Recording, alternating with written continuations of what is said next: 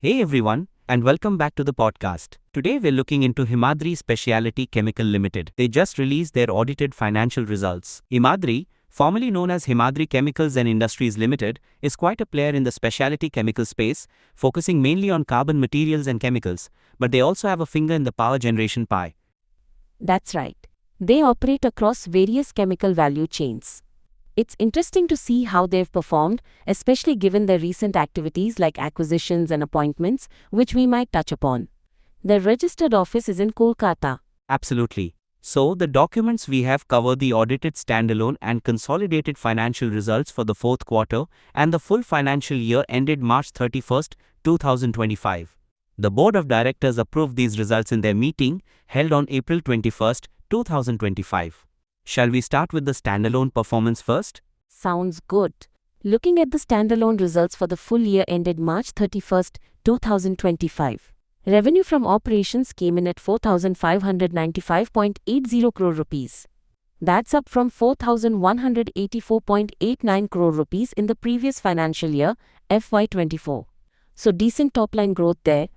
Okay, about a 9.8% increase year over year. How did that translate to profits?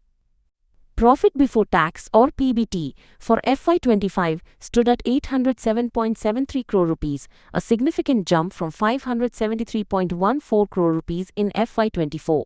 And the profit after tax or PAT followed suit, coming in at 558.06 crore rupees for FY25 compared to 411.00 crore rupees the previous year. Wow, that's a substantial increase in profitability on the standalone side.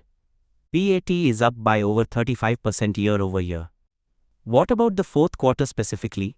For the quarter ended March 31st, 2025, standalone revenue from operations was 1,129.01 crore rupees, slightly down from 1,176.95 crore rupees in Q4 FY24. However, just like the full year trend, profits were strong. PBT for the quarter was 226.88 crore rupees versus 164.22 crore rupees year over year, and PAT was 158.23 crore rupees versus 114.61 crore rupees in Q4 FY24. So the pattern holds for the quarter too. Slightly lower revenue year over year, but much better profits. Any significant other income boosting these numbers on the standalone side? Yes. Other income for the full year FY25 was 50.90 crore rupees, up from 42.55 crore rupees in FY24. So it contributed, but the main profit jump seems to come from core operations or possibly better cost management, looking at the expense lines like cost of materials consumed, which saw a relatively smaller increase compared to the profit jump. Makes sense. Now let's switch to the consolidated picture for FY25. How do the numbers look there? On a consolidated basis for the full year ended March 31st, 2025, revenue from operations was 4,612.63 crore rupees. That's also up from 4,184.89 crore rupees in FY24. Interesting. The consolidated revenue is very close to the standalone revenue for FY25. How about the consolidated profits? Consolidated profit before tax for FY25 was 806.17 crore rupees, a nice jump from 573.86 crore rupees in FY24. The profit after tax attributable to the owners of the company for FY25 came in at 555.62 crore rupees, significantly up from 410.77 crore rupees in FY24. Again, strong profit growth on the consolidated side, very much mirroring the standalone trend. Consolidated PAT attributable to owners is up around 35% year over year. What about the fourth quarter consolidated figures? For Q4 FY25, consolidated revenue was 1,134.64 crore rupees, compared to 1,176.95 crore rupees in Q4 FY24. Consolidated PBT was 224.35 crore rupees versus 165.73 crore rupees year over year. And consolidated PAT attributable to owners was 155.58 crore rupees compared to 115.16 crore rupees in Q4 FY24. Okay, so both standalone and consolidated results show a similar story.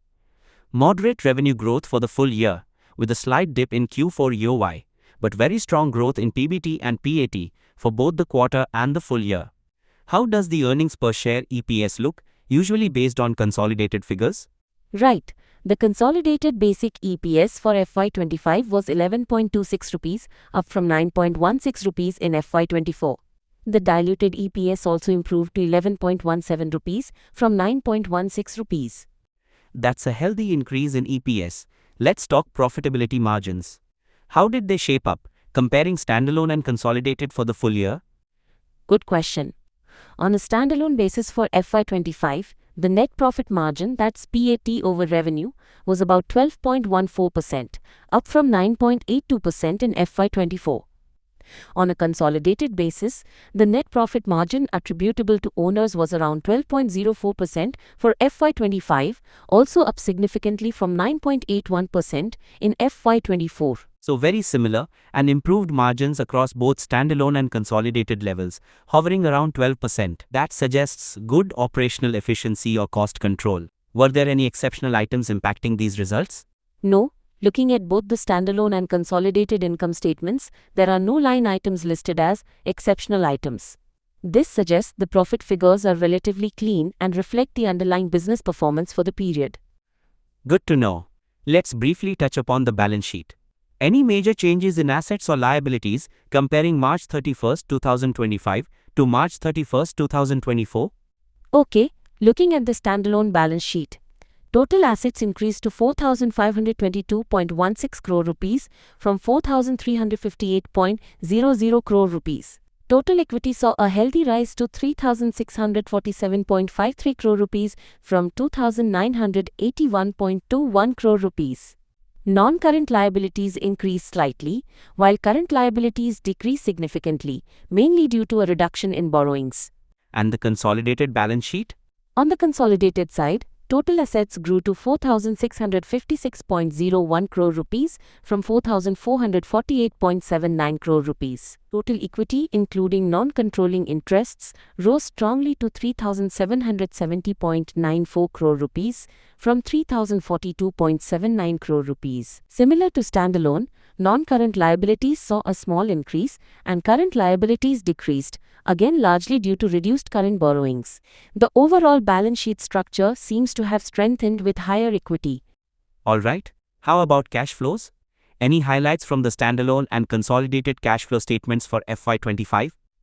On the standalone side, net cash generated from operating activities was strong at 455.03 crore rupees for FY25, slightly up from 400.36 crore rupees in FY24.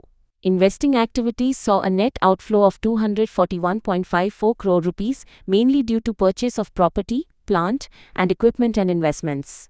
Financing activities had a significant outflow of 269.85 crore rupees, driven by repayment of borrowings, interest payments, and dividend payments.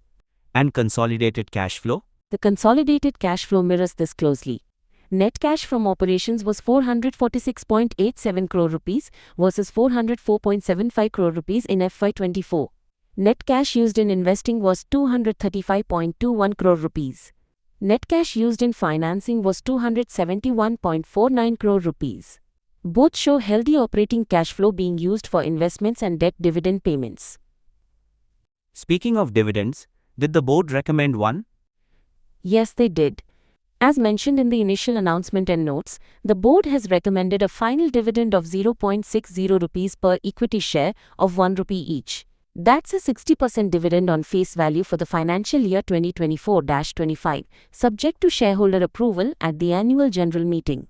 Okay, good for shareholders. Now let's dive into the segments. How did the carbon materials and chemicals segment perform compared to power? This is where Himadri's focus really shows. Let's look at consolidated segment results for FY25.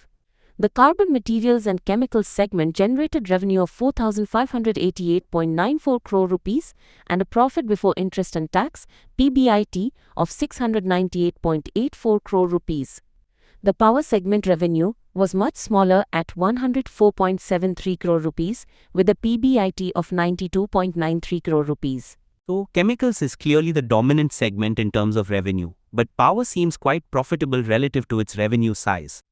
How do the segment assets and liabilities look on a consolidated basis? Consolidated segment assets for chemicals were 3,157.81 crore rupees as of March 31st, 2025, while power assets were 103.54 crore rupees. Unallocated assets stood at 1,394.66 crore rupees. On the liabilities side, chemicals had liabilities of 293.77 crore rupees, power had just 0.61 crore rupees, and unallocated liabilities were 590.69 crore rupees. The standalone segment picture is very similar, reinforcing the dominance of the chemical segment. Got it. So summing up the performance, strong year-over-year profit growth across both standalone and consolidated results, driven primarily by the chemical segment despite only moderate revenue growth. This points towards efficiency improvements. Exactly. The improved margins support that conclusion.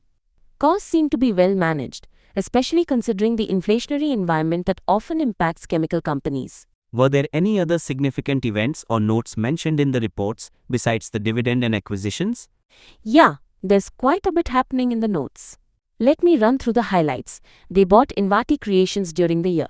Interesting story there. They initially recorded it as goodwill, but after looking at the fair value more carefully, they ended up recognizing it as a patent instead. There's been a lot of action after the year ended. Birla Tyres became part of the family, first as a subsidiary in April 2025, then they bought the whole thing a week later. They also brought several other companies under their umbrella: Himadri Birla Tyre Manufacturer, Transmarine and Confreight Logistics, and Sturdy Niketan. They're not done yet. They've approved buying 100% of Elixir Carbo too. On the financial side, they've been busy converting some warrants into shares, and they've given out shares to employees through their ESOP program. They've brought in some new faces too. Mr. Amitabh Srivastava joined as an independent director, Labh and Labh Associates as their secretarial auditor, and they're keeping Ernst & Young on as internal auditors. There's some tax stuff to note. Changes in indexation benefits and their choice about the Section 115 BAA tax rate led to some adjustments in their deferred tax. Oh, and they're updating their articles of association. Shareholders still need to approve that one. Okay, that's a lot of activity.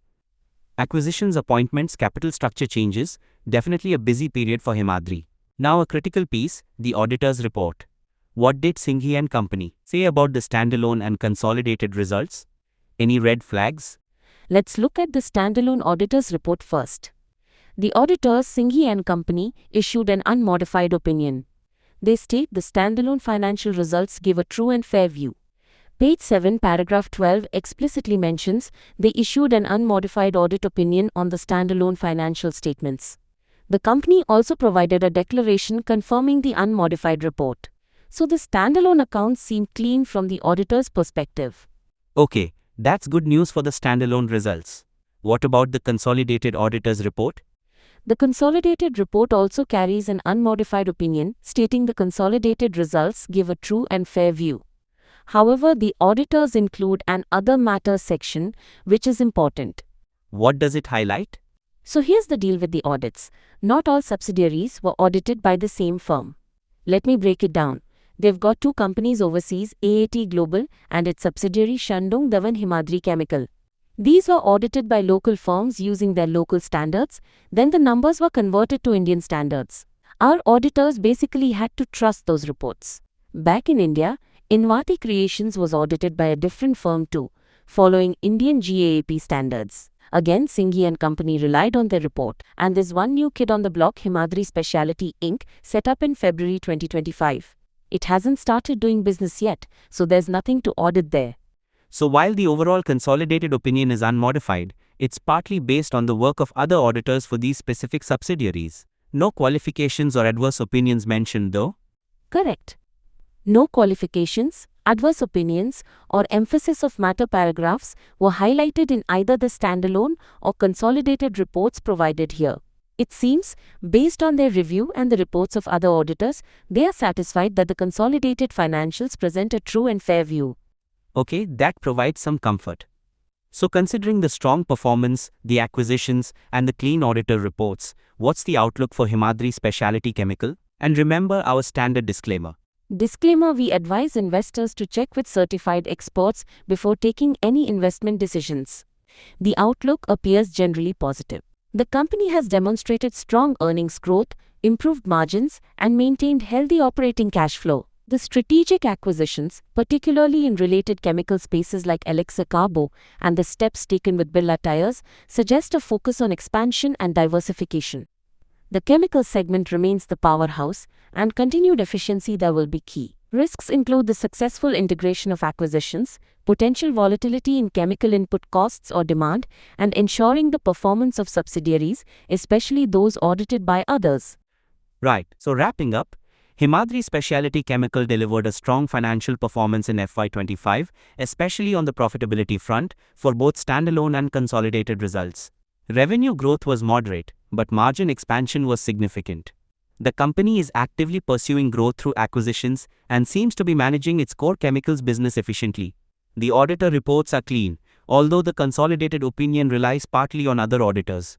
The recommended dividend is also a positive sign for shareholders. Exactly. Key things to watch will be the performance of the core chemical segment, the integration and contribution of newly acquired businesses, and how they leverage their strengthened balance sheet going forward. Definitely a company showing positive momentum. Great analysis. Thanks for breaking that down. And for everyone listening, if you found this breakdown helpful, don't forget to like, subscribe, and share our podcast for more financial insights.